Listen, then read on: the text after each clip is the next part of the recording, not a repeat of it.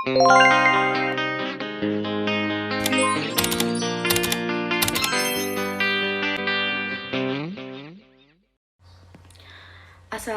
warahmatullahi wabarakatuh. Sebelumnya, perkenalkan, nama saya Teti Latifah dari jurusan Ilmu Komunikasi dari mata kuliah Komunikasi Korporat kelas C. NPM saya 2120574. Di video kali ini saya akan membacakan hasil ringkasan dari apa sih komunikasi korporat itu.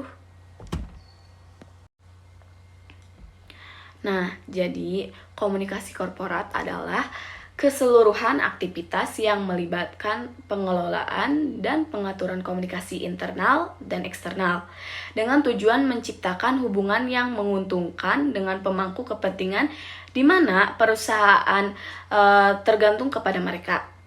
Atau bisa juga diartikan dengan sebagai proses komunikasi yang telah terjadi dalam perusahaan. Dan komunikasi korporat ini juga diupayakan oleh perusahaan untuk mencapai tujuan yang telah mereka canangkan. Lalu ada juga fungsi komunikasi korporat. Jadi fungsi komunikasi korporat ialah membangun budaya kerja yang kondusif dan menciptakan aktivitas kerja agar dapat berjalan dengan baik dan tercapainya tujuan perusahaan dalam bertanggung jawab terhadap pencegahan dan pemecahan krisis.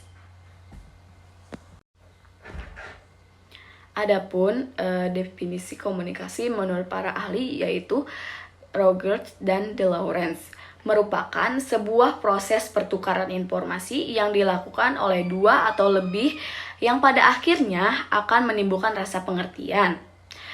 Selain adanya definisi komunikasi, ada juga definisi korporat. Apa sih definisi korporat? Yaitu orang yang bersatu mendirikan sebuah entitas berbadan hukum, dari bahasa Latin yaitu corporatim.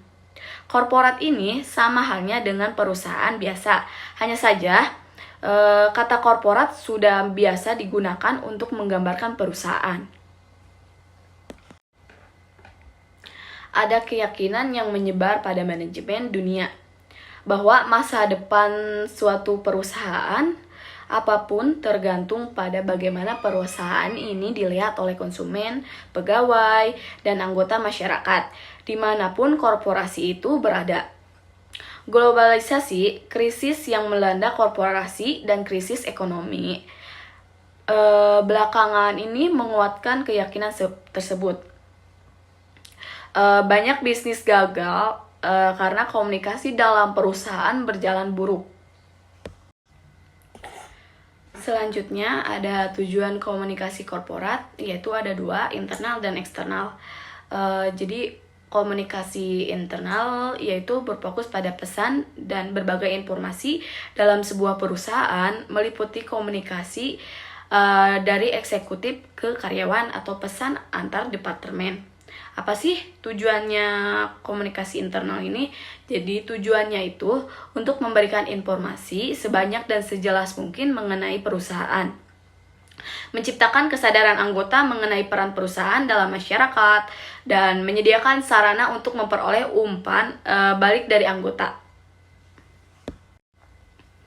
Dan yang kedua yaitu komunikasi eksternal, yaitu berfokus pada branding dan pesan perusahaan kepada audiens luar, bukan hanya liputan pers saja, tetapi juga media sosial yang bisa mendorong pesan perusahaan.